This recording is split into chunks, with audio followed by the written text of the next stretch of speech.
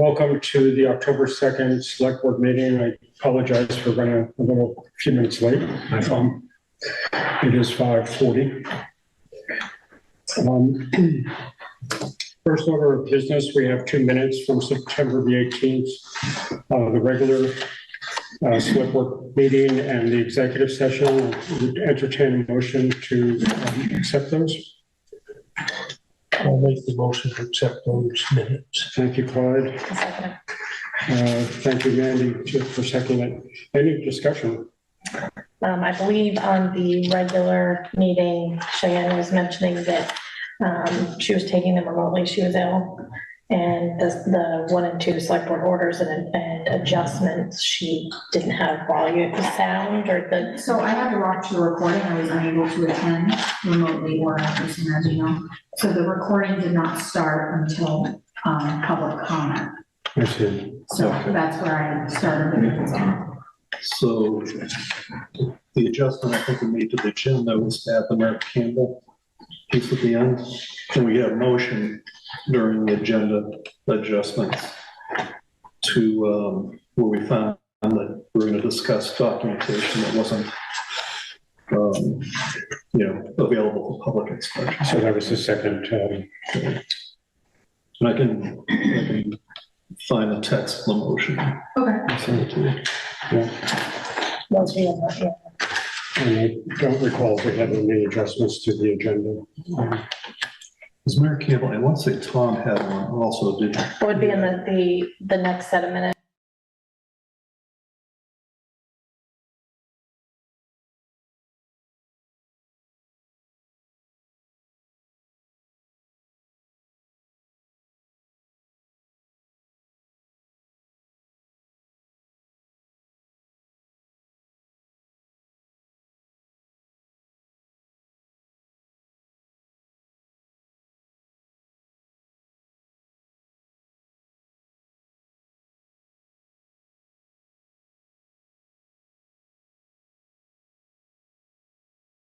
Jermaine was present because he was mentioned.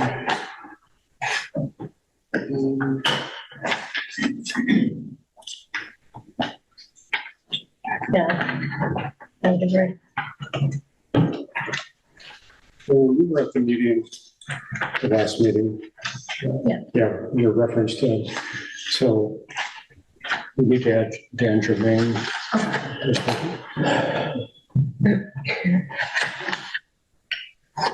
Okay, any other changes? All in favor, say aye. Motion passed. Go on to the orders for the accounts payable through today, October the 2nd. Entertain a motion to accept them. Make a motion to accept them. Thank you, Mandy. Is there a second? I'll second. Thank you, Clyde. I have one question. Sure. What was the Endyne Incorporated for swimwater testing? Lowe's Brook, the Conservation Commission does that a couple times a It year. comes out of their budget. Yes, it does. Yeah, you're correct. And are we painting the inside of the library or the outside? There's a room on the inside of the library that they're painting. That's a down payment for him to do the job. Okay.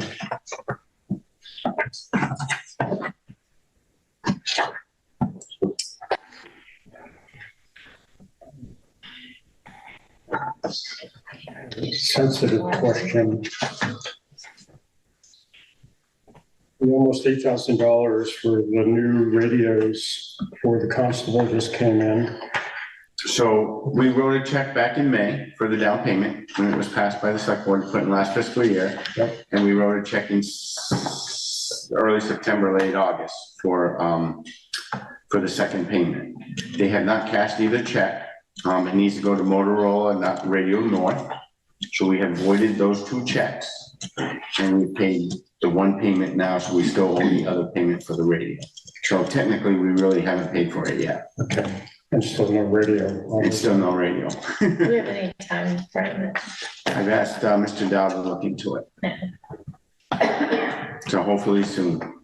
So we've only paid $8,000 of the $15,000 technically.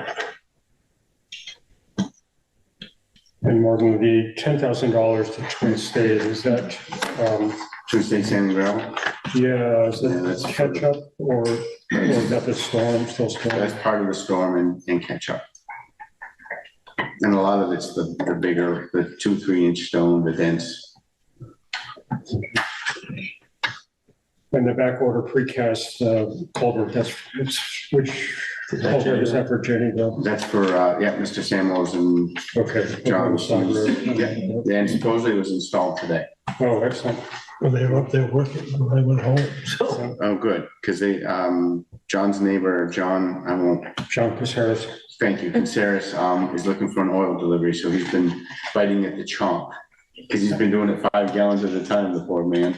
It's gonna be 82 towards the end of the week. That's what I hear. Go get through the week. Okay.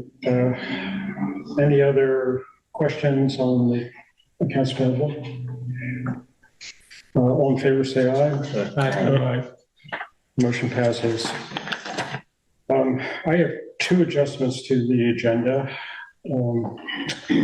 One literally just came in at 4:05.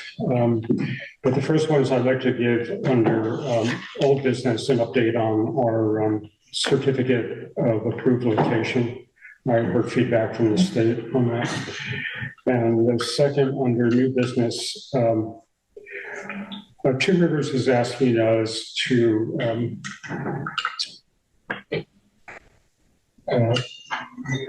basically, we need to talk about the MERP, and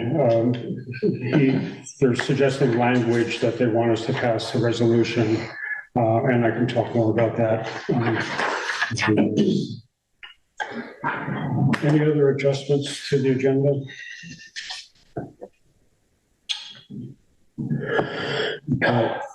Moving on, are there public comments? Mr. Patton, thank you for coming tonight. Thank you. Chuck Benson. Some information.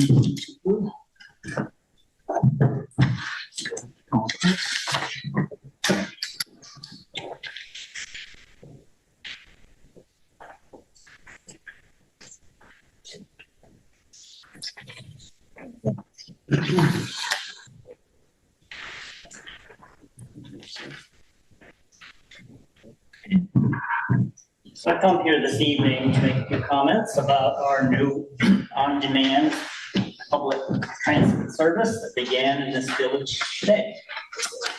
This new service was awarded previously to Windsor, and the service opened there last January. At public meetings that were held in Windsor last fall, I and others requested that the northern terminus of this service be at the Hartland Public Library. This request was graciously considered by the bus company. Based upon their capacity, they have now initiated this extension of the Windsor service. The Windsor municipality and the institutions there worked really diligently to win this really competitive contract with AOT. So their willingness to serve a part of our community is also very generous. So beginning this week, seniors, students, and anyone within walking, biking, or traveling distance to the library will be able to go visit friends, go shopping, go to healthcare, go to Amtrak, or just meander around the area all the way to Ascutney Village. Our library is an ideal spot for the terminus of this service because it offers, as you know, a covered waiting area and Wi-Fi. The waiting time for pickup is usually not more than 30 minutes. An exact pickup time can be arranged at the time of the request. This is an Uber-like on-demand service. There's no fixed route. There's no fee for using it for the next 2 years during the initial period. Requests for rides can be made either on an app that can be downloaded to your phone or by calling the 888 number, which is on the bottom of the sheet that I handed out to you. So it's my hope that our community and its representatives will support this service, especially in future budgets. We've only given a very token amount to this bus company in the past. All of us know the cost of maintaining and operating private vehicles is escalating dramatically, especially for seniors, where the vehicle usually sits unused most of the time. So this service and future expansions of public transit may finally allow many of us to live without the expense of an automobile. The van will be at the library this Friday, the 6th, at 10:30 a.m. to allow everyone to walk through. There'll be a representative from the company who will be there to answer questions. So everyone is welcome. Please attend if you're able to. And thank you. Chuck, where does it go? I mean, if I wanted, does it go to the Upper Valley? Like Route 12A or? This bus only serves the Windsor geographic community and then us on Route 5 and Scottneyville on Route 5. That's all it serves. So you're most likely to go. Yeah. You must like that idea. No more driving back roads. Well, it doesn't, it ends at 6 p.m., so you can get to Hartland early. You have to start early. Got to start early and It's then. 5 o'clock somewhere. Banker's lunch.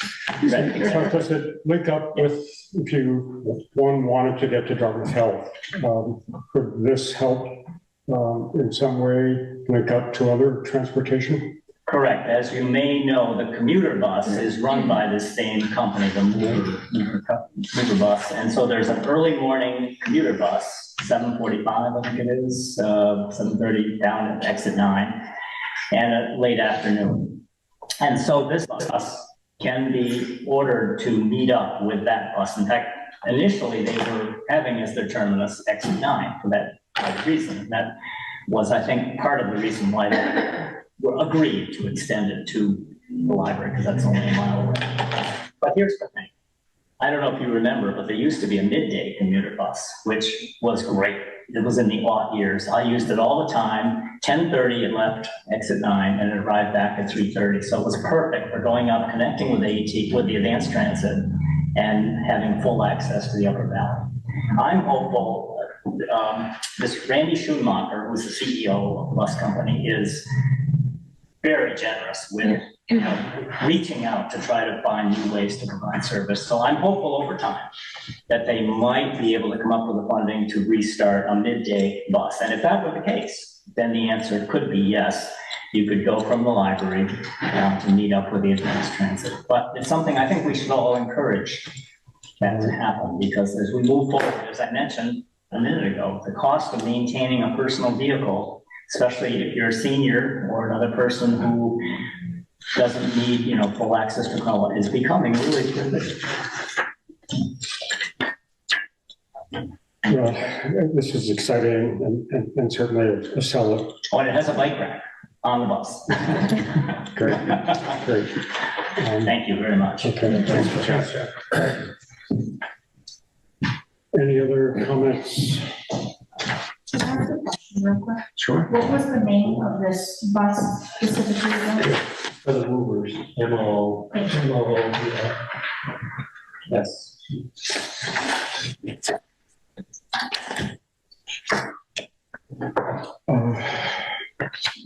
Going on to old business, the planning commission townwide survey. Let's see about planning commission members here. Yeah. I was criticized for standing the other night and the microphones did not pick up.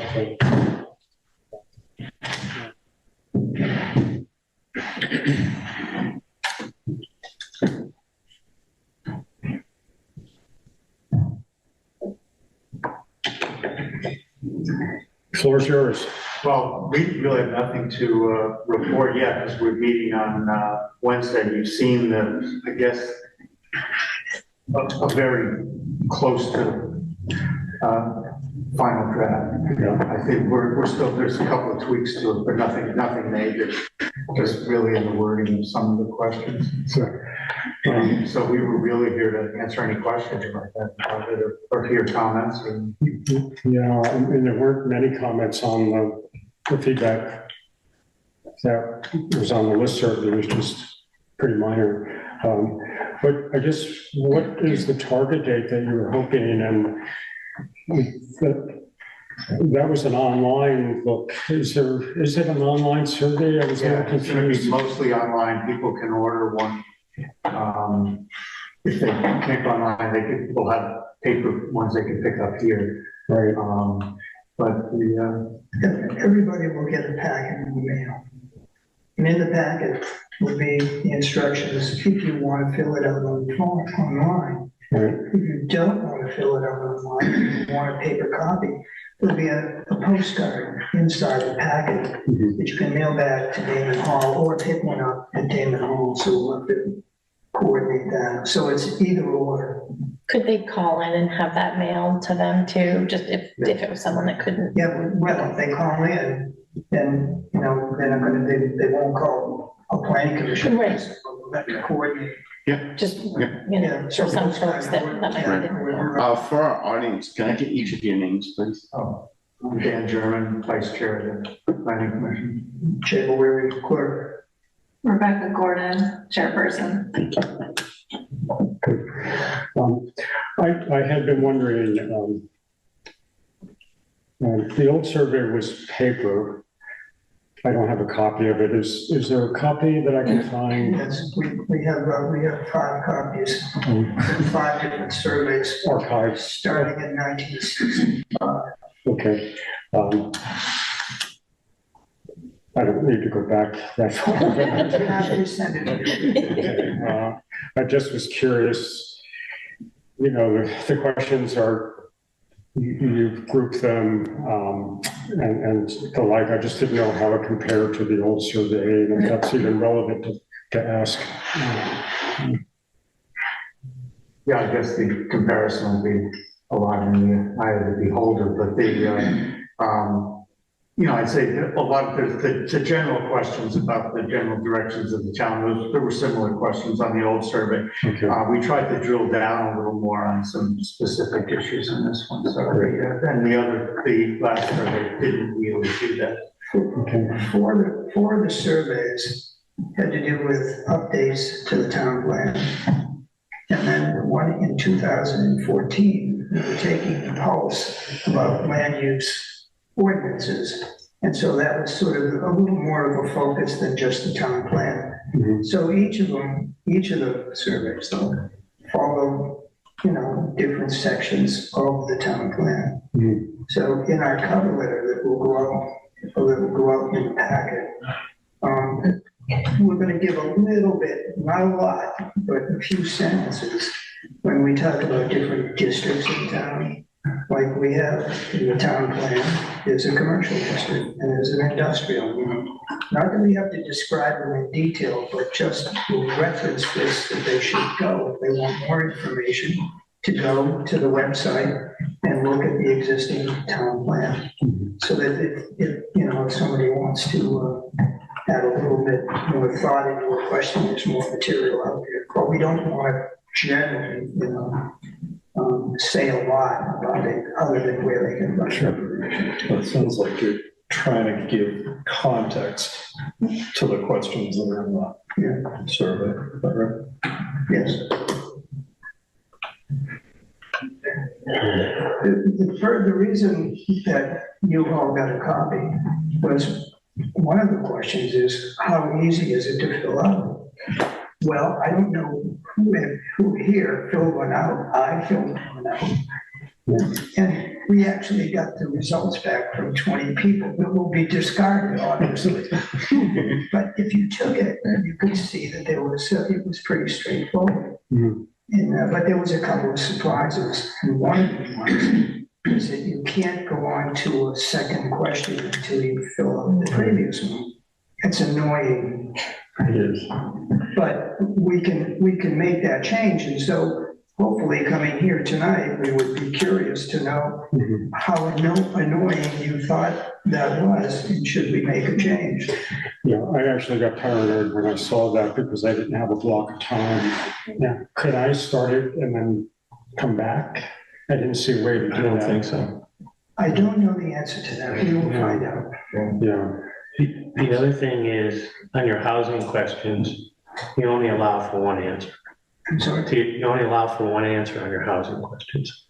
It's either single family, so you have, I got it right here in front of me, For a reason. single, multifamily, rental, Airbnb, right in. Yeah. So, you know, say, so I just tried to click both single and multifamily, and it wouldn't allow me. See, I thought it let me do that. I'm just telling, I'm doing it right now, Does in real time. the question say chooses many? Which types?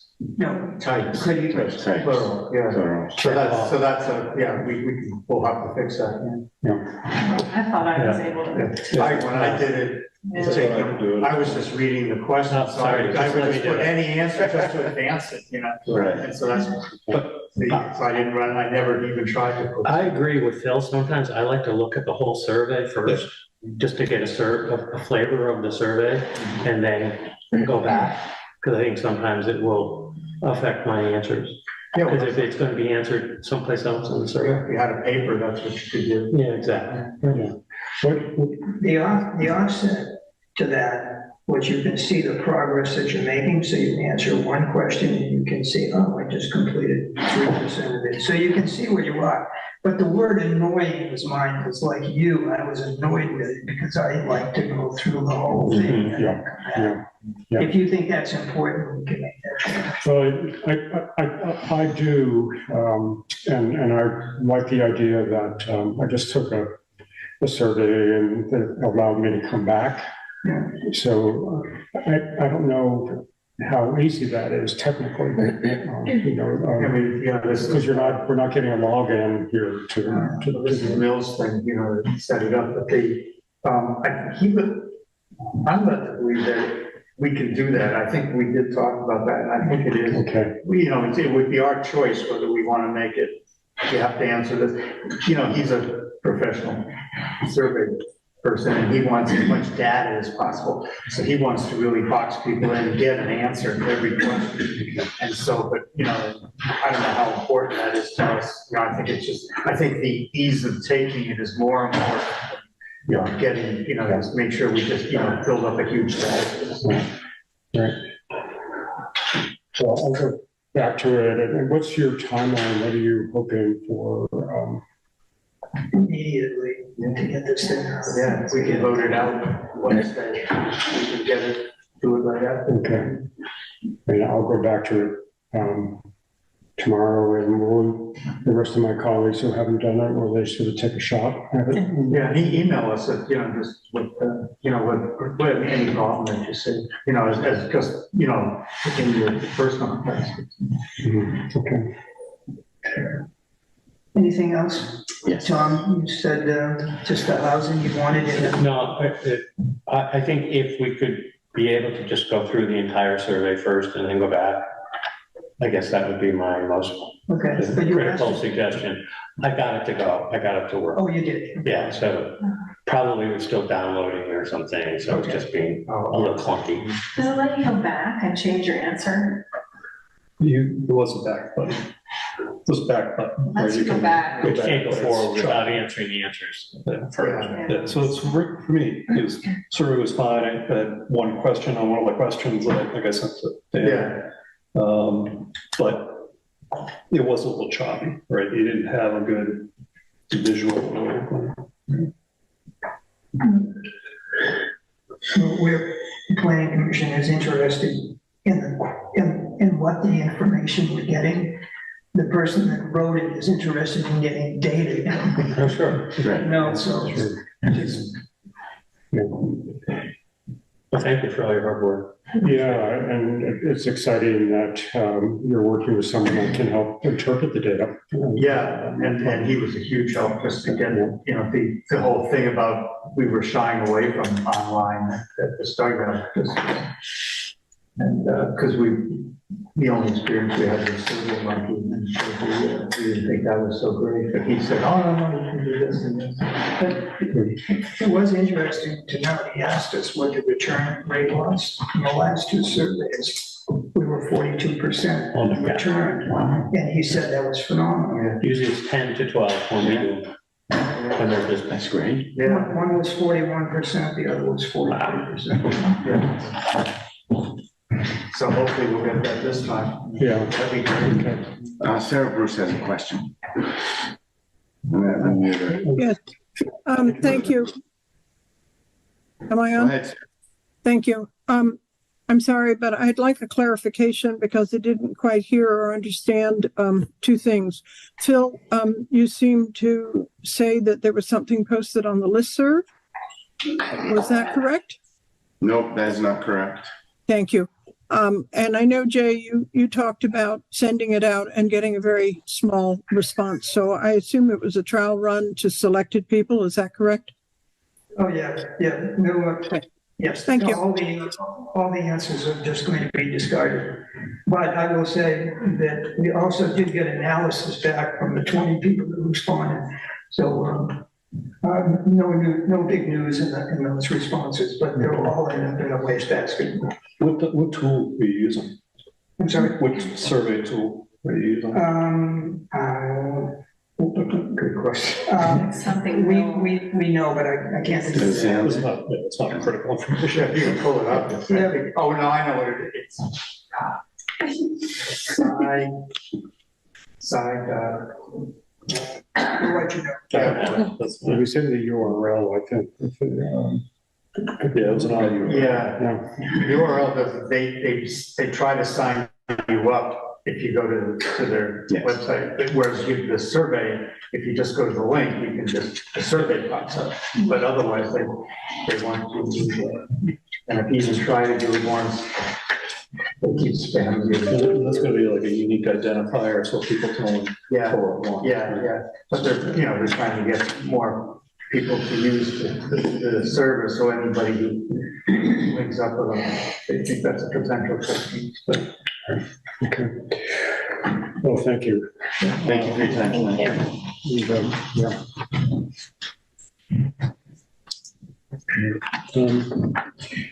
This item is the North Hartland School. In the package that were sent out to us, there's an email to Tom and I from Kimberly Gibbs. She was asked by Ariel to basically be involved with a group in North Hartland to look at using the North Hartland School. So I wrote back and said that I would get back to her after we had our discussion tonight. I am delinquent in getting the charge done. And I can do that, but if we could look at some of the questions that she's asking in this email, I would appreciate your help and guidance as to how we answer those questions. Martin, are you aware, can we get email addresses for North Hartland residents? I wasn't aware of how to do that. If they want to call and give it to us, absolutely. We'll be glad to collect But it. we don't have it. We do not have it. No. we You don't. do have mailing addresses. Yes, I do. Yeah. Yeah.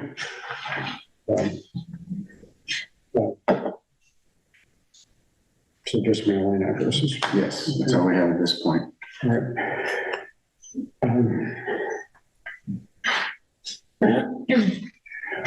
Item 2, I believe is very similar to what we were, the way the safety and policing committee is working, you get the group together, start working, and then begin to broaden the scope of who's included. So I think I agree with that approach. It seems to be working pretty well on that part. And being able to refer back to the charge was helpful. That's what I did Yes. several times Yeah. during the course.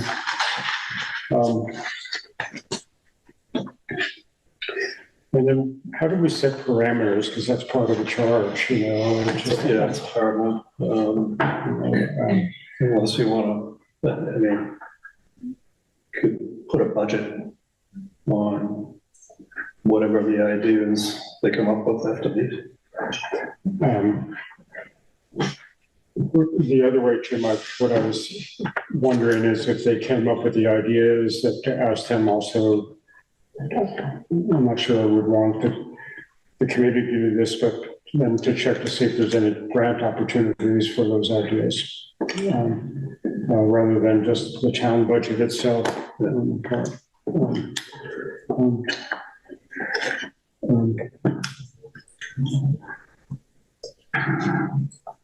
But I think, I feel we're fairly open, it's everything from sell the property to make it handicap accessible and start using it either for the community or for some other rental, another daycare or something like that, in that part. Okay. Item 4 is using the Hartford Area Career and Technology Center as a project to rehab the school. That's a great idea. That's a fantastic idea. Yeah.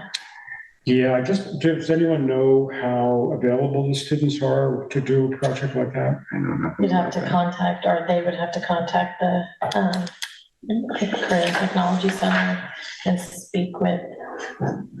Yeah, and so that sounds another two-way street. We would have to know what we want them to change and then they're available. Yeah, have to you'll find have to what know you what want your goal for. is, and then Yeah. you have to. Yeah, Yeah, so when the committee's formed, they can invite them in for a guest appearance, and like you had the police Mhm. chief from Windsor come up. Mhm. When you know what the use is, you're still gonna have to probably get somebody to design, right? yes, Yeah, then they could build it. yeah. Yeah. So if you, my colleagues are agreeable, I will follow up with her, and at the next meeting, maybe we'll look at a charge, and then basically get them going at that point. Is someone from the board gonna be on the committee with them to help kind of keep things? I think so, and at least one of us should be on the committee, if not potentially two. So we'll be looking for volunteers.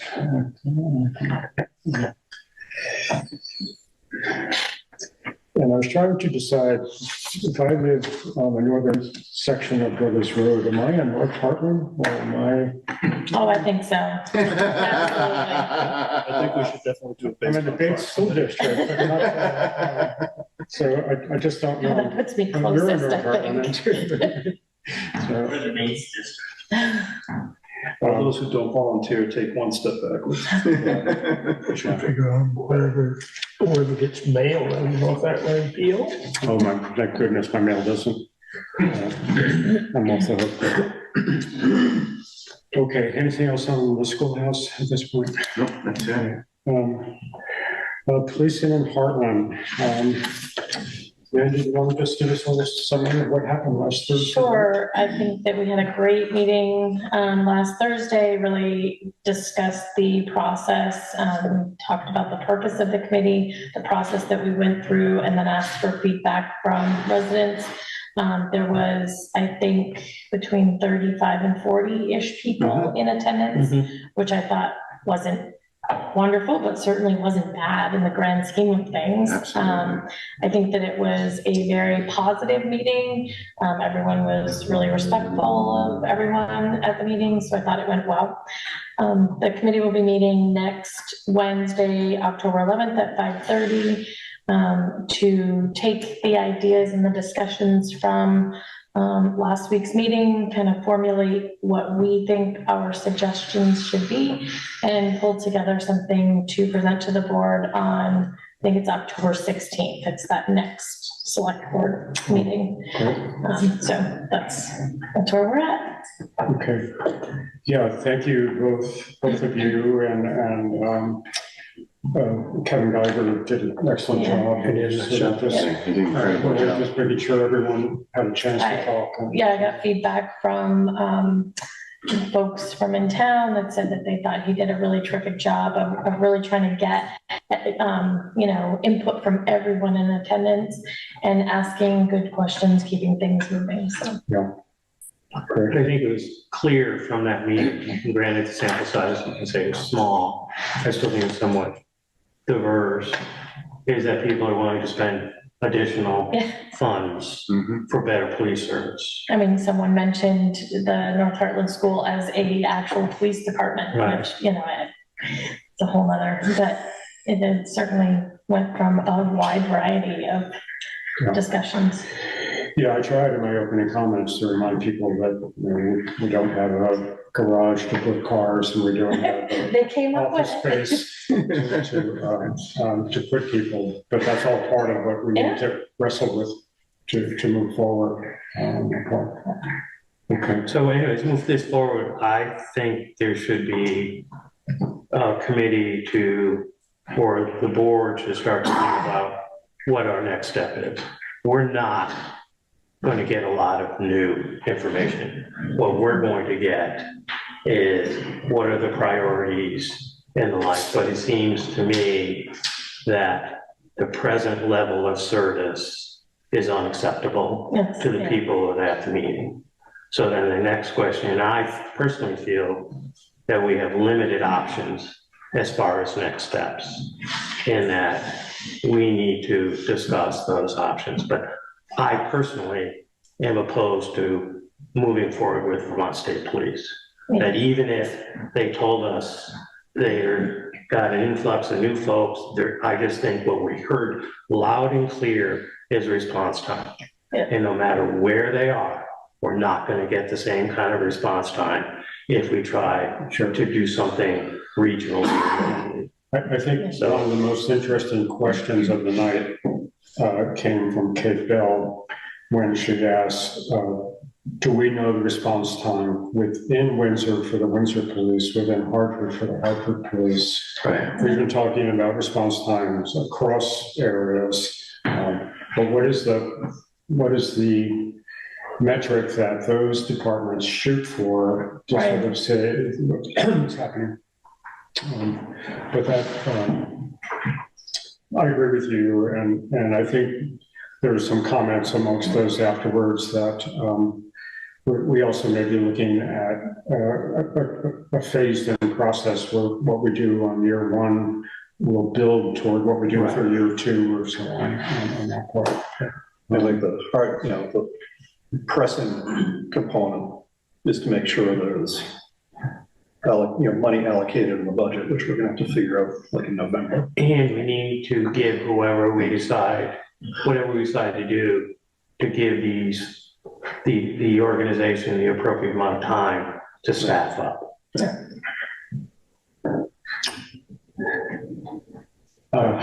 Obviously, I've been saying that I don't think it is financially feasible or just organizationally feasible that we have our own police department starting off. Yeah, I don't think that would be possible. I don't think that's possible. So- Somebody mentioned, speaking with did Thetford do that? I don't remember now. No, but I think we should take baby steps as far as that type. True. Well, I think your next meeting as a committee to hash out 6 or 7 of you still come back. I mean, if response time is number 1, what's number 2, what's number 3? Just begin to sort of create that shopping list. And yes, I think we're right that we need to put on our thinking caps and see where we go and how we use that information.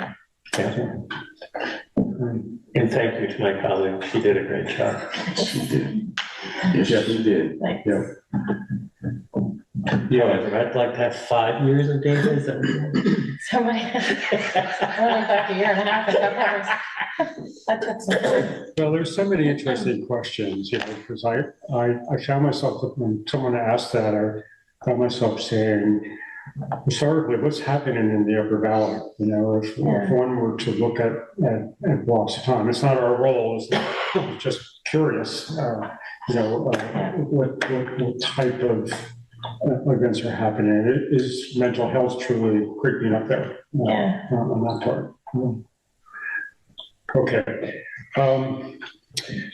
The next item is a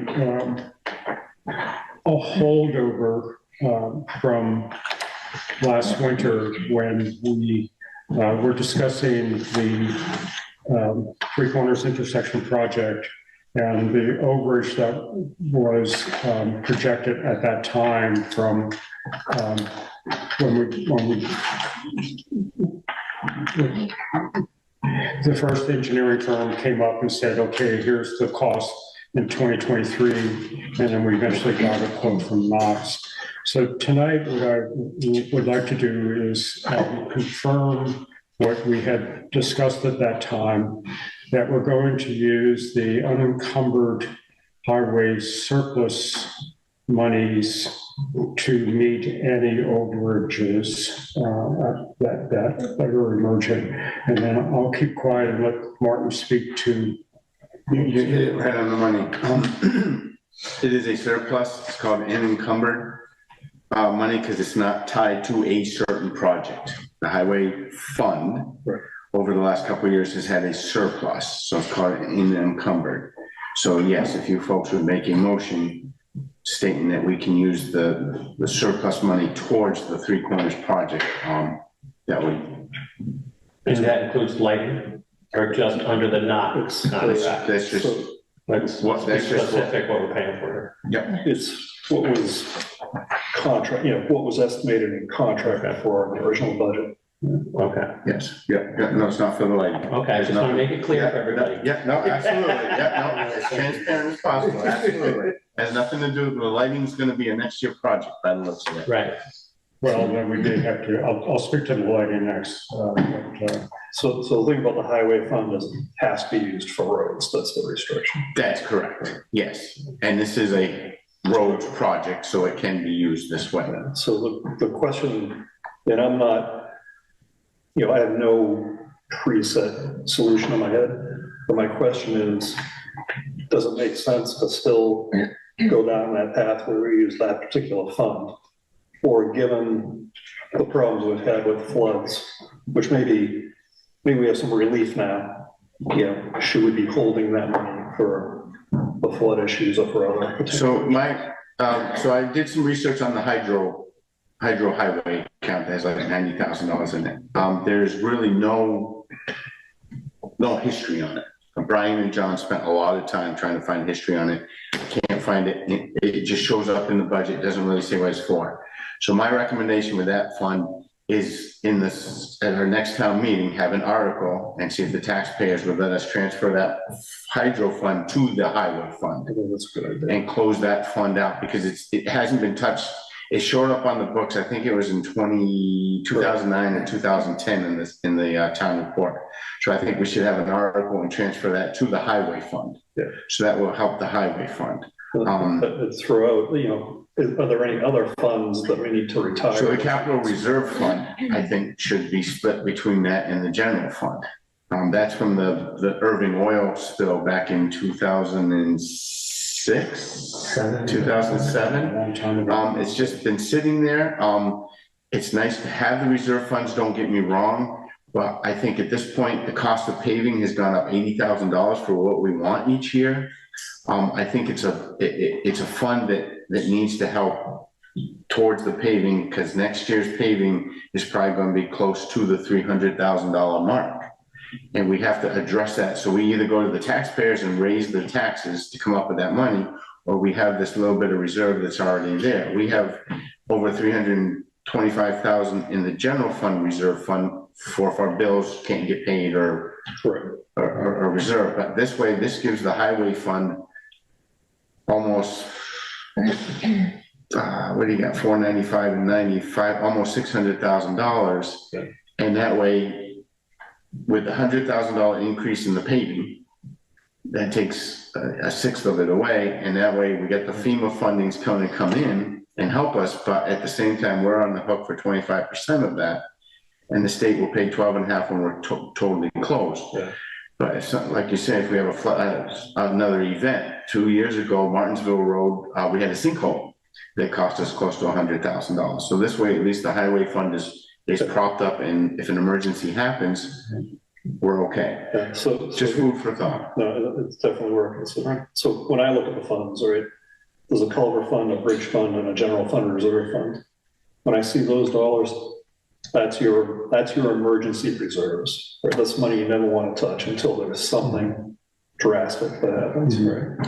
When I look at the capital reserve fund that Martin referenced, yeah, it's either, this probably doesn't make sense to spend 100% on roads because then all your money's going to roads, right? Yeah. And we don't know yet what Damon Hall is going to cost to fix, or Hartland School, or the rec center. So maybe that's where that pool of money comes from. Yeah, I'm not comfortable using the reserve fund for paving. I think that only would go into the next year because paving's not going down in price. I think we had a gradual increase in both hard pack and paving, and I think it's time to do another gradual increase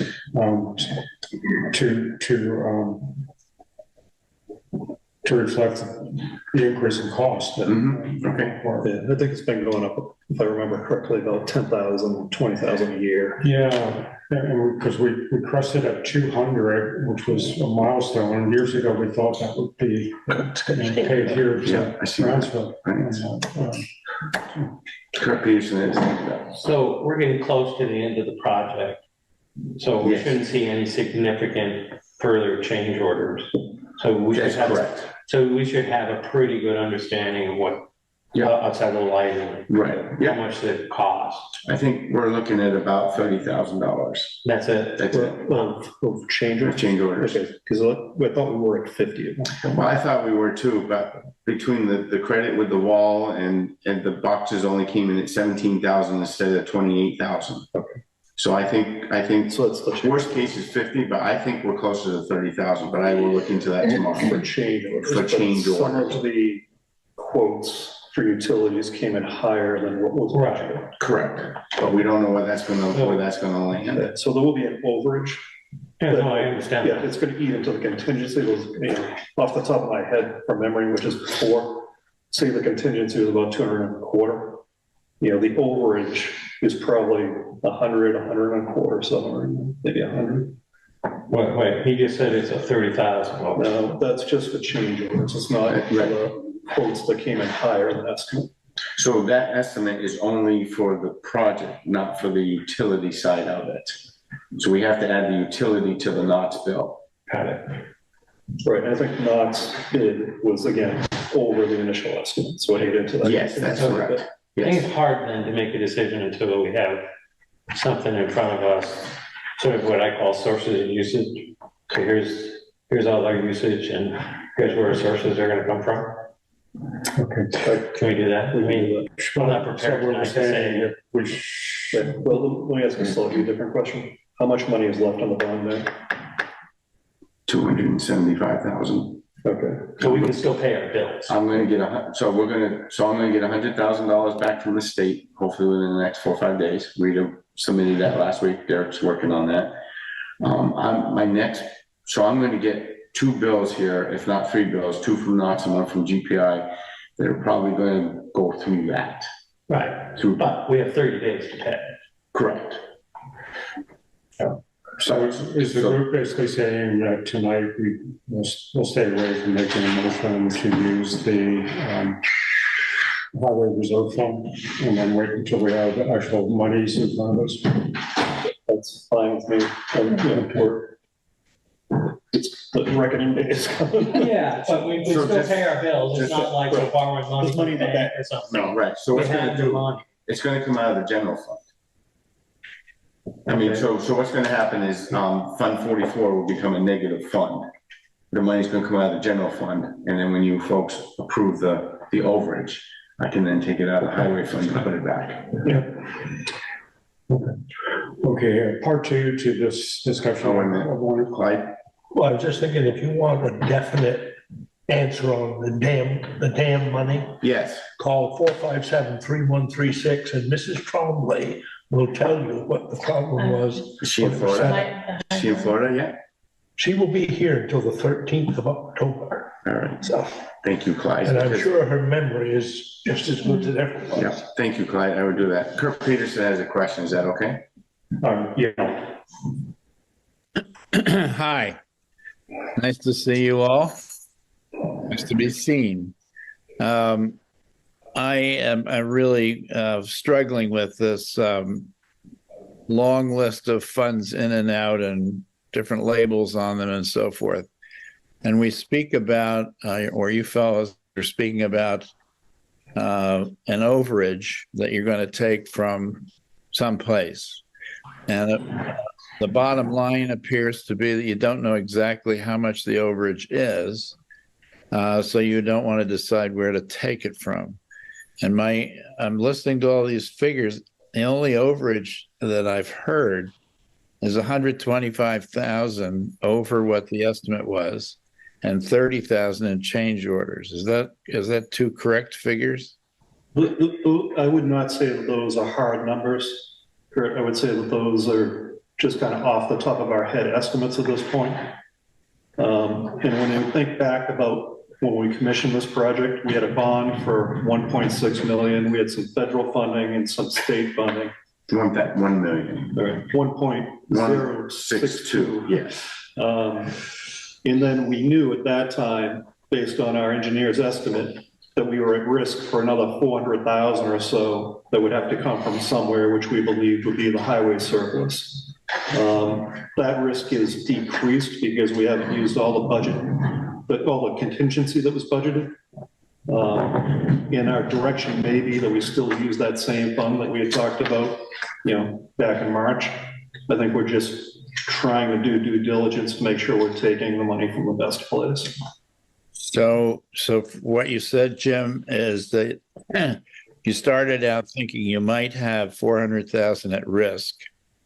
And somehow that was the original estimate from VHB. Yes. Yes, our engineering firm that did the design work. Yes, last year's quote. And that 400,000 is less now than you expect. Yeah, with all the pluses and minuses, that the original budget from VHB had a 15% contingency built in to cover some of the possible overages. With all the plus and minuses, we don't think we're going to use all that contingency. So Kurt, at this juncture, given that the project is close to being completed, we can come up with fairly close estimate of what the project costs are going to be. And then based on the project cost, then we can decide how we're going to make the final payments and what funds we will use that we have access to pay for the project.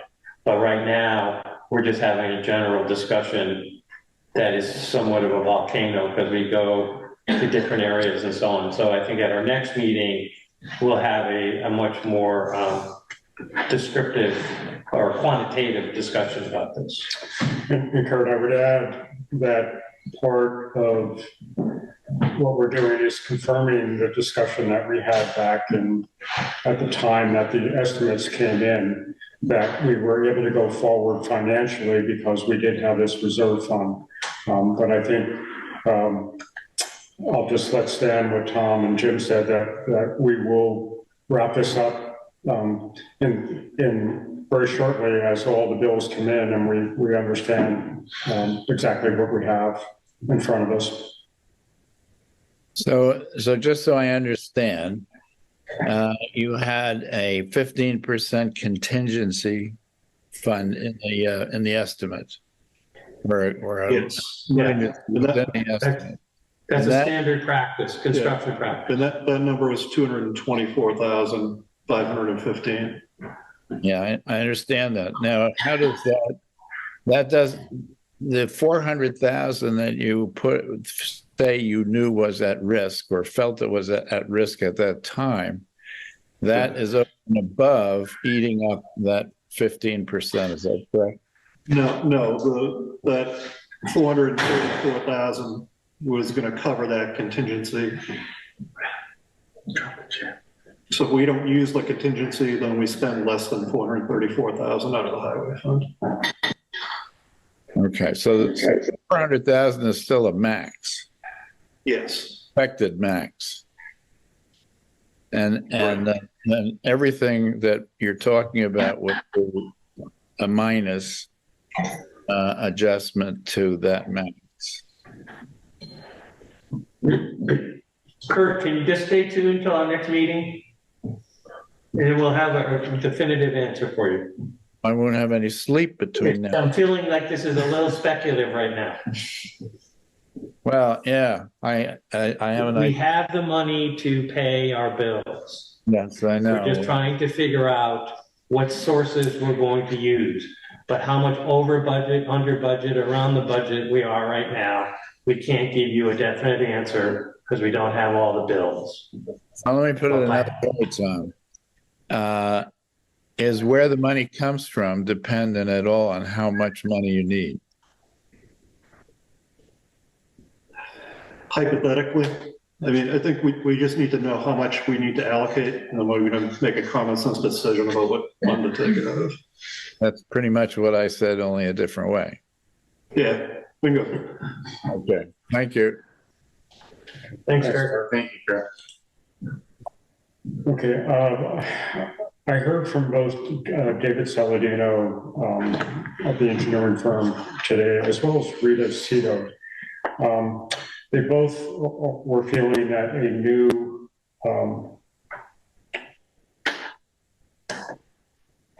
thought I had the name somewhere written down in my notes. I don't have it in front of me right now. There's a new grant opportunity that could fit the lighting, our lighting project with the intersection. The grant application is, deadline is December of this year. So I immediately wrote back to Saladino and said, hey, where's the package that you're putting together for us? And I have not heard back. So we're trying to push them along a little bit to get that, both the cost of the Green Mountain Power light pole option. And then we asked for other manufacturers. And I think there was a few other, well, they were doing the photometrics, so that's all part of it. So we don't have numbers yet, and we're pushing on that part. It's taking a long time. Yes. This isn't that hard. Yeah. I wanted to mention, going on to the call, the certificate of approved location. I received a note back from the state, from Vince, who's our environmental analyst with the Department of Environmental Conservation, Waste Management Prevention Division Salvage Yard Program. The Salvage Yard Program accepts the previously received document, what are called specifically the pages 3 and 4, as an approved call for the Calgary site. Page 1 and 2 was the actual application that Calgary had done. So at this juncture, we don't need to do anything more for them. And I just wanted to close that loop. And now the ball's in their court, and we'll wait to hear what's happening. Okay. I don't know if we can actually do this tonight, because I'm not prepared to explain what it is, but from Harry Falconer, who's on the Two River staff, to be compliant with the MERP statute and cover, the SB should pass the below resolution before I apply you for the energy assessments. We are looking at using the Municipal Energy Resilience Program, state funds, for at least some library work, and we're moving along on that.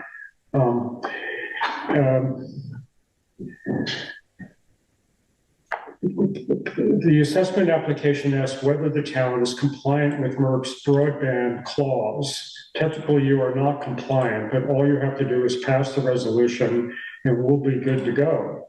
As you can see from the language, it does not actually require the town to do anything material in relation to the broadband access. You must You just need to have this down in writing.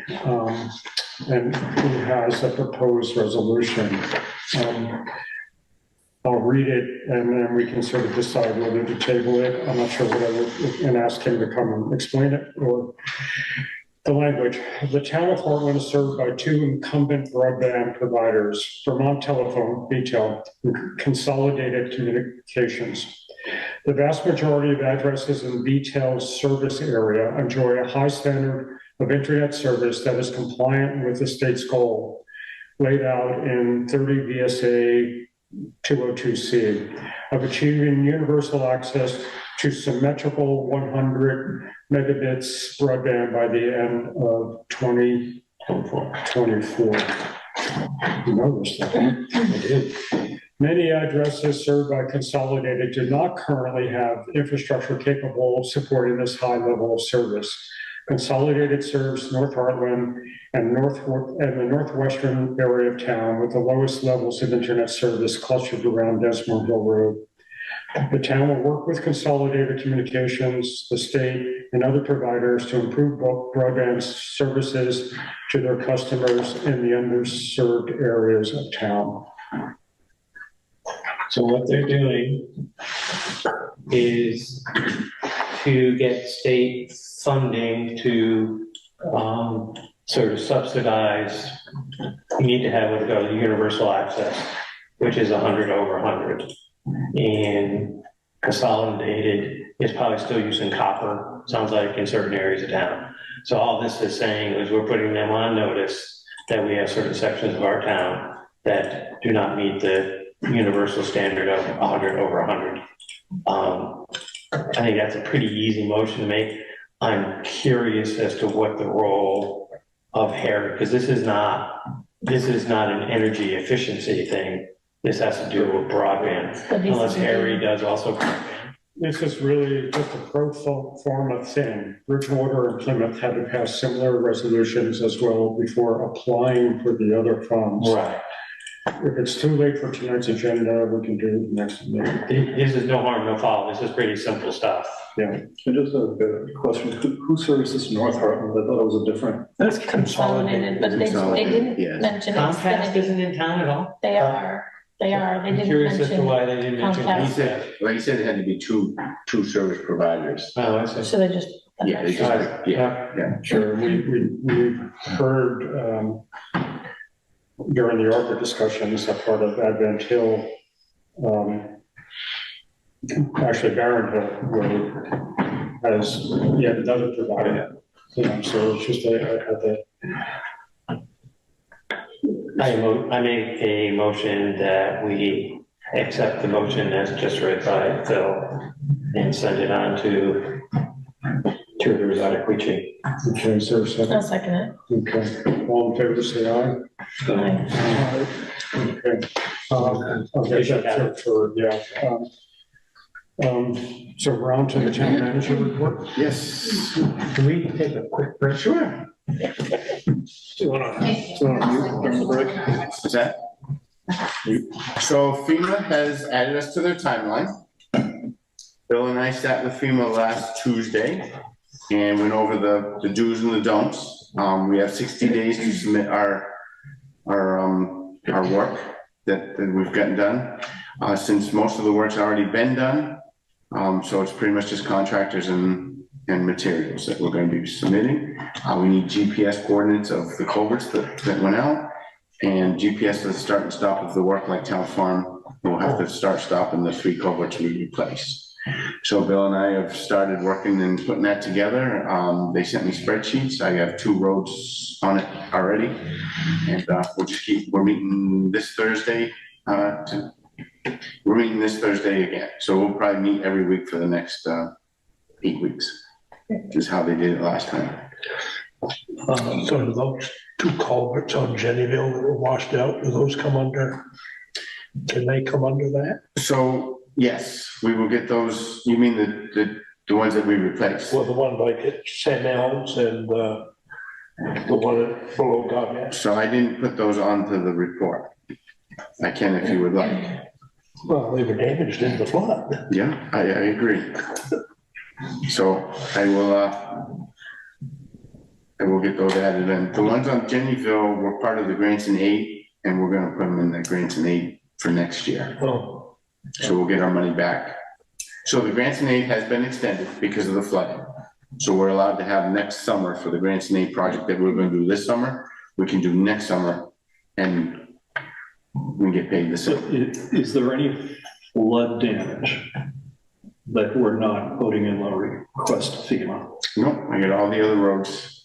So everything that got damaged is going in, except there was something you just said you're gonna add? So John Samuel, the Katy Brook, Yeah. Jennyville, Katy Brook, that culvert, Okay, we will add that. okay. And there's still a culvert that was damaged up on Jennyville that's kind of sticking up out of the ground, and there's still some, just beyond the Jennyville Four Corners the there. details mark that out. But Oh, I saw that. Yeah. Is that from the flood? yeah, so that whole road washed out there, right? So Right. the Yeah, but that culvert- culvert's on Jennyville, not on Reeves. Right. there was a culvert on Jennyville not far from the cemetery. Yes, yep, That the stream coming off the side of the hill bypassed that culvert and washed out the road. Right? So there's VTEL markings in the road, so it looks like a project was supposed to happen there. And that culvert is still sticking straight up. straight up, yep, I saw that the other day. So that still needs to be fixed. And Reeves Road is like 99% better, Yes, but when you drive it, it's like a roller coaster. It's not, it hasn't been flattened. right, it's just gonna take time, I think. Yeah, It's gonna start driving over it, plowing it, frost, I think that'll help. If it's that way in the spring, when we grade it again, it'll be, Okay. well, it'll straighten out, but I think at this point, it just needs to, we put a lot of material in there. I mean, we went from the base up. Yeah, it's like inches and inches. Yeah, exactly. so what do you think we're at for damages? I think it's between 250 and 300. You still sticking with that, huh? Yeah, I am. Sticking with it, huh? Sticking with it, that's my story. But like see, we haven't seen yet, the new overflow culvert at Densmore. Yeah, I haven't seen that, yeah, I gotta take Is a, that part Bill of- and I will go look at that tomorrow. Wasn't sure if that's part of the FEMA request. It wasn't, I can make it if you would like, I mean, it's not what I would like, it's or with the whatever board, yes. FEMA allows, right? Well, no, I can't, because it didn't wash out, that culvert did not wash out. The whole road washed out, big as the culvert. So the road washed out down by the Densmore area, those three culverts by Mr. Allen and Mr. Wilder's The place. whole road between Densmore Brook and Allen's, Yes, that's correct, but it didn't come from the culvert up there. but because the Densmore Brook culvert, that Jennyville Road couldn't Right. handle the flow. Right, in 12 inch, it went up and over it. Yeah. Yes, the stone culvert. Yeah, so that's technically flood damage, I would think. Yes. You have to feel this Yeah. out with FEMA. Right, no, so I'm definitely going after the Jennyville Road that got washed out by Mr. Allen's and Mr. Watkins, absolutely. Here's a question about Wilders. About 3 weeks ago, they buried a drain pipe that comes out of the town ditch. Now, do they have permission to do that? Who did that? Wilders. Comes all the way from up near their barn, right down, and you look, and there it sticks right out into the ditch. And when we have a heavy rain. Is the there's ditch in water. front of his house, or where's Right, where's the you know the culvert? driveway that goes behind his house, Yes, out in the barn, it's right beside that. we'll take a look, thank you, Clyde. I did not see that So yesterday. just in terms of FEMA, right, I just want to make sure we're claiming everything that we can possibly claim legally. Right, we have 60 days to get the paperwork in. Is it going to take 60 days, or is that something we can get? No, I have 4 of the roads already done. Yeah. I got 3 to go. Bill and I gotta work on so the hardest roads are gonna be Densmore and Reeves. Not Densmore, I'm sorry. Jennyville Road and Reeves are my 2 hardest roads, because we did a lot of material. Reeves was pretty much an emergency fix the day after. So those are the 2 that are gonna take us long. The other, I have 4 other roads already done. I have 3 in the worksheet already. So it's in terms of paperwork. though. In terms of paperwork, yeah, absolutely. Right. Yeah, so I'm right on top of it. Are you doing like weed, do you throw those in there, or that wasn't enough damage? I think we were considered doing I think we put 2 loads and we removed that tree. I think that's all we did on Reed Road. They were upgrading the upper part today. Okay. Yeah, Hartland Hill Road was a big undertaking, wasn't it? Town Farm Hill. Hill. Yeah, Town Farm Hill. Yeah, no, that's on there, absolutely. Yeah, because that went down to 4 feet in places. The John Deere tractor is heading back down to the John Deere place. They've had some more thoughts. They're thinking the exhaust soot may have wrecked the I call them glow plugs. They're not glow plugs because glow plugs start them, but the spark plugs. They don't have it. Right, yeah, the spark plug, whatever they use for spark plugs and diesels now, they're thinking the soot has hampered them so that it's not doing the right heat range to the computer. So unfortunately, that's heading back down. It should. Is that going to be a lemon?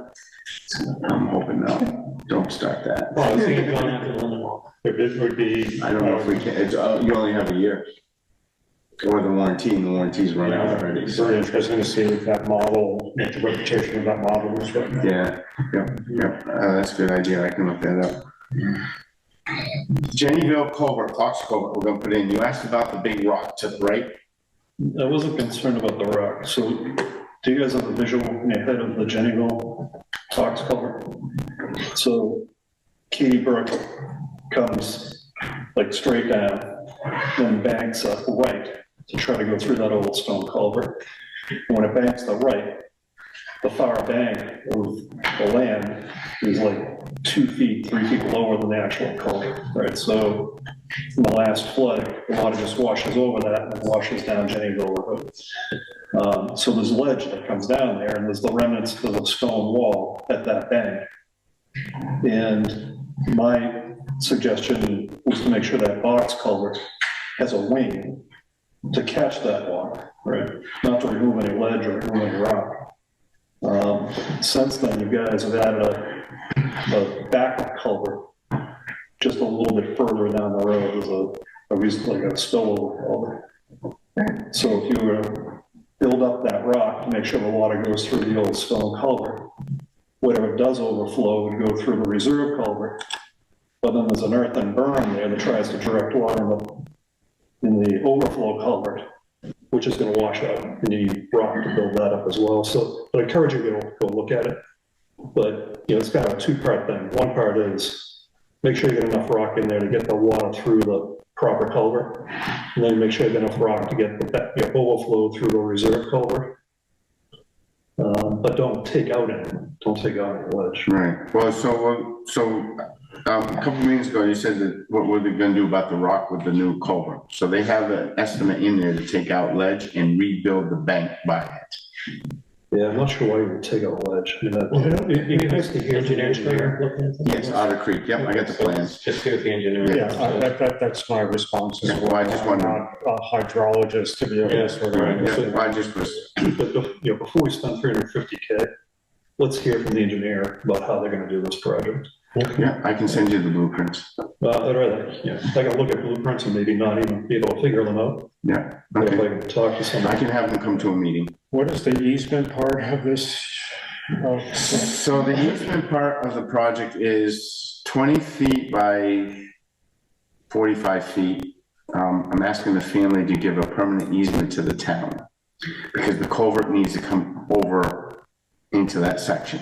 Okay. And then I'm asking for an easement from 20 feet to 120 feet for staging for the construction company. Are they moving the culvert? No, to put the box culvert You in. need a temporary easement. Temporary easement. Yep. So I need a permanent easement and a temporary easement. Yep. And then they would like to close the road for 3 to 4 weeks. And there's a way to get in and out both ways. That would save $30,000 to $40,000 for flagging. Now, when we did most Mace Hill Culvert, we closed it, so it couldn't be used. So I feel we should go the same route again, since there is a way to get out both ways of where that's going to close. The property owners are amenable to an easement? I don't know. I just sent the letter. I just found out. So I had a meeting last Thursday with Rita and the engineer from Otter Creek, and he said this is the next step. So I reached out to the homeowners for the next step. So you're referring to the rock, or those big ones right beside the road? Just where you get to the culvert. They're about the size of a car sitting there. Yeah, that's what I thought he was talking about. Because I think those fell off in there many, many years ago. Oh, really? Well, they've been there as long as I've been there, but they're certainly not, I don't think they're hitched to a ledge. They're just like there. I don't think I'm referring to those, that might be something. I must have misunderstood. So that's kind of where we're at, and I will have the engineer come talk with the meeting, if that's all right with you folks. As I say, most of the roads are back together. We're back to our normal grading. Did they give an estimate, like a cost estimate yet? No, not yet. No. Not yet. Back to our normal grading schedule. The North Hartland bridges. So I got in touch with Mr. Bump. He was kind enough to give me some time. Who's Mr. Bumps? Chris Bump works for Vermont Trans. He's one of the, he's not an engineer for him, but He's with this district. he's with this district, yeah. Yep. The second bridge has a 5-ton limit. It has a lace truss instead of a solid truss. It has a lattice truss. So that's how the 5-ton, so that can't be changed, unfortunately. It just can't be changed. I gave you a letter from James McCarthy from Vermont tonight. It's fresh out. I got the email just as the meeting was starting. I haven't really had a chance to dig into it. He talks about it. I believe the town can post the bridge for a higher weight limit if the bridge has the capacity as determined by the proper structural engineering analysis. But I don't believe that does because of the lattice truss from the past. So this is where we need to talk to an engineer. Right. Because the 95 report says that truss system can hold up to, in perfect condition. In perfect condition, correct. Like 24,000 pounds. Right. But, until you actually load test it, you don't know the answer. Right, exactly. So, as you said, my thought is that it was just, so we wanted the construction of the first bridge. So the second bridge is the historical bridge. It's 100 years old. From his memory, the town hired Jan Lewandowski, a well-known bridge and timber contractor for the construction. I'm not sure who completed the design. The project was completed in 2001. My thought is it's designed to match the existing posting for the bridge, 22 or 5 tons. So I know what the 95 report says, but this was done in 2001 to match the 5-ton limit. And right now we have a 10-ton limit on that? 5-ton. So I think that Mr. McCarthy is saying something different than Mr. Bumps. Yeah. They talk, Bridge 21 is the first bridge that's been redone. Bridge 22 is the second bridge that's needs to be done. Right. But Yeah, the second bridge is the 1872. yes, that's correct. The logic escapes me why you would build a brand new bridge and design it to match a lower weight limit from another bridge. That doesn't make sense. I think Mr. Lewandowski could probably give us an answer. Right. He So may be able to find his paperwork. I know the state statute says we can raise it to 8-ton, but I don't believe those bridges, unfortunately. Well, we don't know. Right. We don't know. So it feels like we're right back to where we've been for months. We have 30 years. bits and pieces of information, and we're not really sure we can speak with knowledge and interpret what we have. So what is our best strategy? How do we sort of get this resolved? I think there's two pieces. One is the new challenge is, can we contact Mr. Lewandowski and find out what the new bridge is actually rated for from a load perspective? That'd be one question to answer. And then the second question is, do we want somebody to analyze the load for the old bridge to see what it can reasonably carry before it repairs it? And is the old bridge the one with the The lattice trusses. That's They're both lattice truss. Okay.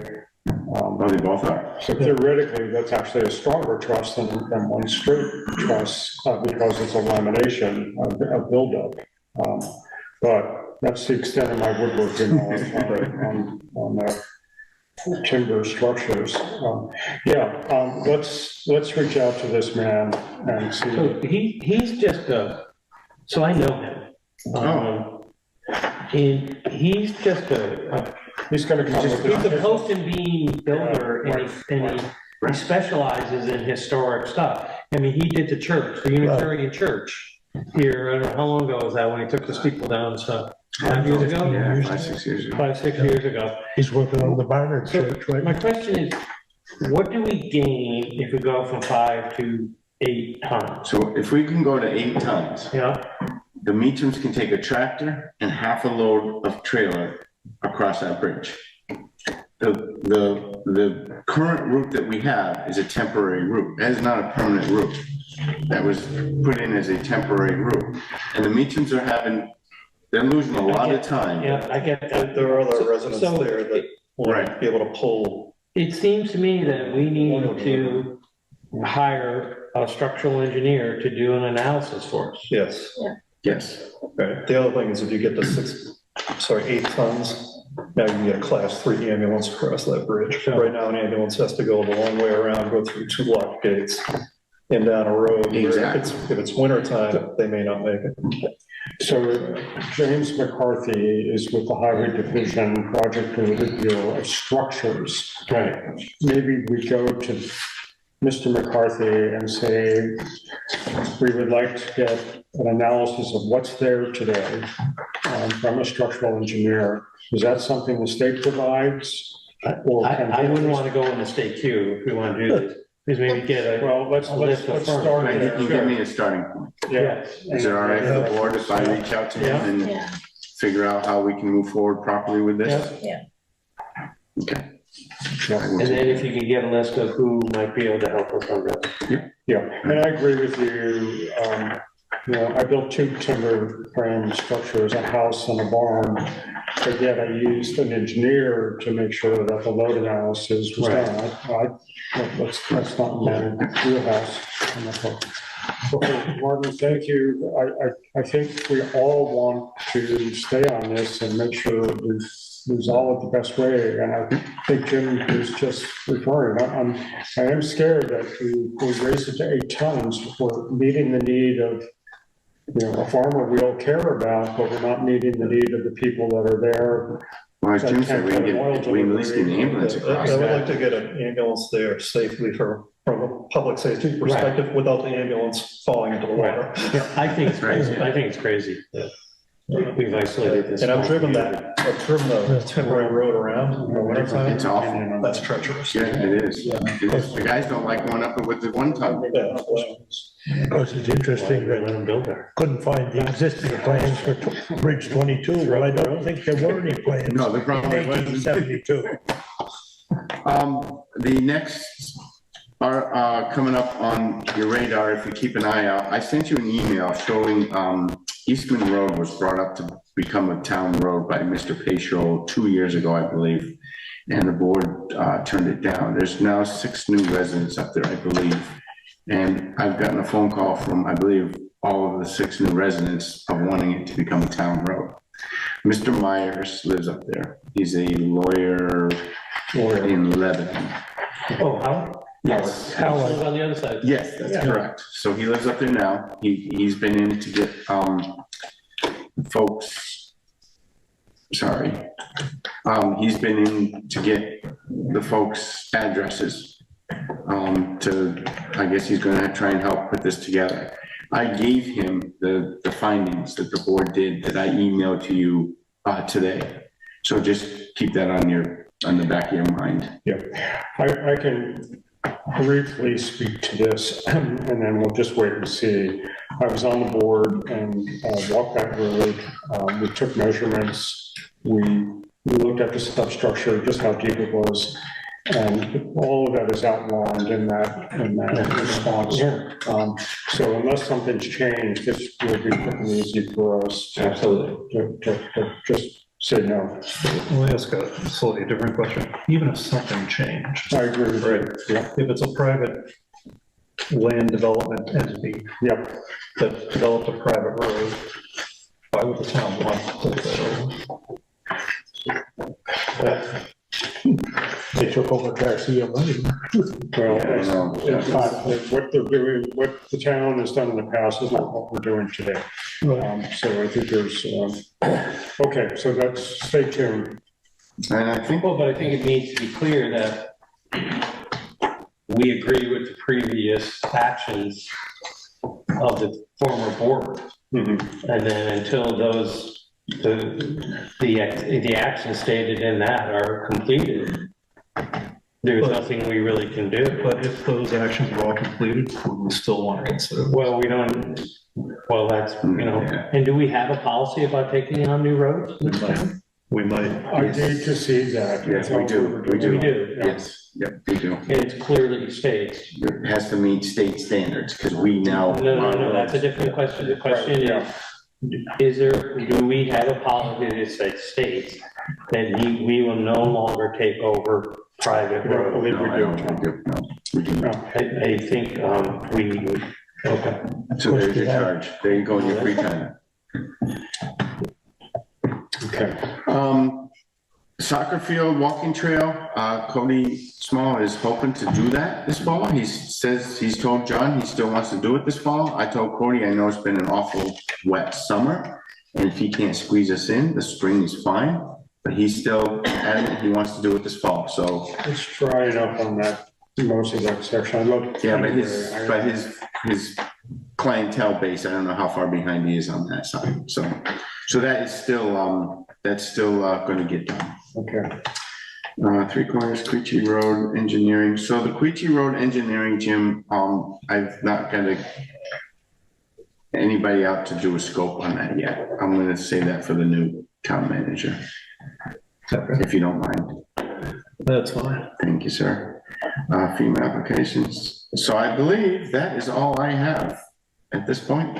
Okay. I have one piece of correspondence. Do we have anything else? Yes, we do. Do you mind? Go ahead. McGee Office Products sent a thank you letter for the purchase of the chairs, and they're happy that we do business locally. I have a email, and he's not the first one. I've had 3 or 4 emails about the stop signs at the intersection. The stop signs will be moved. At this point, they're just where they've always been right along. But yes, the stop sign at the Mascoma Bank will move closer towards the intersection. And I believe the one coming from Route 5 north by Mike, coming in from Mike's, is going to move closer towards the old yoga center. But they haven't been reset I yet. can coincide with Ms. Files, because when I was coming out there tonight, we just a car whipped around that corner that if I hadn't been on the ball, I would have got it. Got it, yeah. So those stop signs will be moving. So please keep that in mind. So if you get questions, yes, they're gonna be moving. I don't know whether there's any way we can regulate private parking, but there should never be a full-size pickup parking in that last parking place along by the bank that's right next to Route 5, or Route, where, 12. Oh, yeah, Because you cannot see can't see, okay, if yeah, there's a full-size pickup sitting there. right. And I think that's the only correspondence I have. Yeah, I have something from the Connecticut River Conservancy that I just opened today. They are once again relicensing the Vernon, Bellows Falls, and Wilder hydroelectric facilities in Connecticut. And they're asking to come talk to ourselves or the Conservation Commission. I'm aware that the Conservation Commission handled this the last time. So unless folks are keen to understand a little bit more about what's happening and input that we might be able to provide to the relicensing of these dams, I'll pass this along to the Conservation Commission. Okay, everyone's agreed, great, thank you. Can I, one more quick thing? I'm sorry. Best Road Culvert, we put a 48-inch culvert in, we doubled the size of the one before. We're looking at putting a 7-foot box culvert. You emailed me about just leave it the way it is, so I wanted to bring. Not a decision, just an observation. Right, So the what observation. the board's thought is, is. What was the previous? 24-inch. So we went from a 24-inch partially crushed culvert that washed out to a 48-inch brand new culvert. I'm not an engineer, maybe we need an engineer to look at this as well, but before we go and spend another So that'd be through $700,000 FEMA. on a box culvert, That'd be through FEMA. let's make sure we need it. They only allow one up. But you quadrupled the capacity by doubling the diameter. Right, but FEMA said they would pay for the 7-foot box culvert. So I put it down as an emergency fix. I can change it to a permanent fix. I don't know what the right thing to do is. So that's why I'm, Yeah, I'm just, no, it's a great question, absolutely. So that's why I wanted to bring it to the board to see what their thoughts were. I'd be purely speculating, Okay, you know, the bigger the better, but. That's how I feel. yeah, I'm the same way. We're also gonna be limited by what FEMA will fund. All right, so let me find out what They're not gonna let you FEMA, go from a 12-inch culvert to a box culvert. well, you just went from 24 to 48. That's huge. That's huge. And the 24 was partially crushed. Well, the crushing has more to do with probably depth of the road. the hydrological study, No, the thing is still the key. but the hydrological study said that we This can, is not our wheelhouse, and this, yeah. we could talk all night about. Right, well, I just said, the hydrological study said we can go to a 7-foot, so I will ask FEMA what we can do. A 7-foot. The state came in, yeah, It's huge. yeah, it is. Yeah, we talked, like, could we possibly confuse culverts? No. Because this is a little stream. Yeah, no, that's fine. Yeah, all right. You said? Yep. Okay, And I'm sorry if I missed this. Did you cover number 7? Oh, Roy Coley, yes, so, I'm sorry. So Roy Coley, the fines are about $87,000. He's not gonna get $87,000 for that property. So he's hoping that the town would do so if he sold it for 40,000, the town gets 30,000, he gets 10,000. If he sold it for 60,000, the town would get 30,000, he'd get 30,000. So the town will get 30,000 no matter what. Anything above and beyond that, it'd be 50/50. I have a question. Sure. These are his fines, but what are our, what's? Oh, that's right. You guys asked me to look up the cost. Our true cost was $72,000 for cleanup between Harper, our guys. We had a couple, Tobin helped, Mr. Tobin helped remove the vehicles. Would part of this deal be indemnification for us for any potential pollution that's there? He said he would sign an indemnity form once you get a purchase and sales.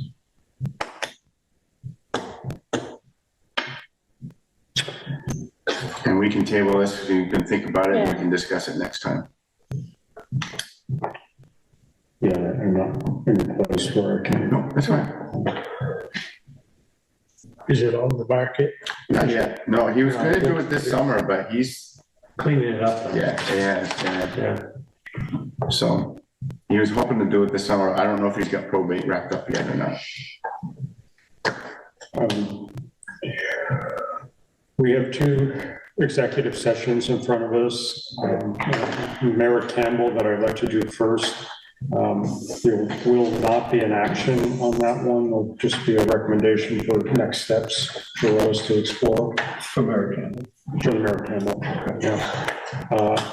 And then the second is the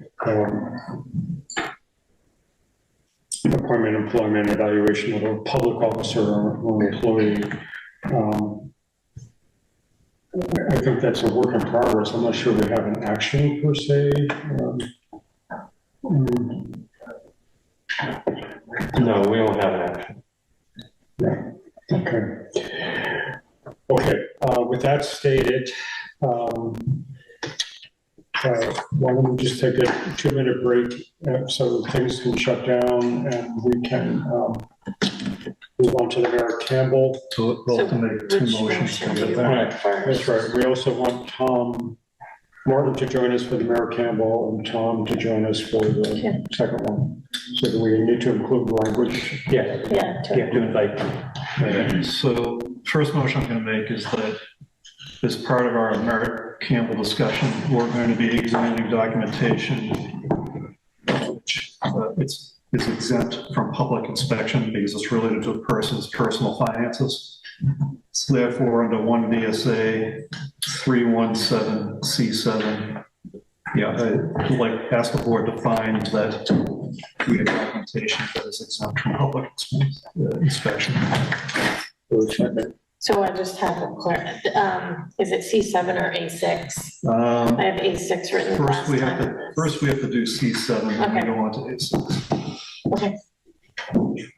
I'll second it. Okay, all in favor, say aye. Aye. Aye. All right, therefore, I would make a motion that we move into executive session to discuss the documentation related to the Merritt Campbell request pursuant to 1 V.S.A. 313A6. Is there a second? Second. All in favor, say aye. Aye. Aye. Okay.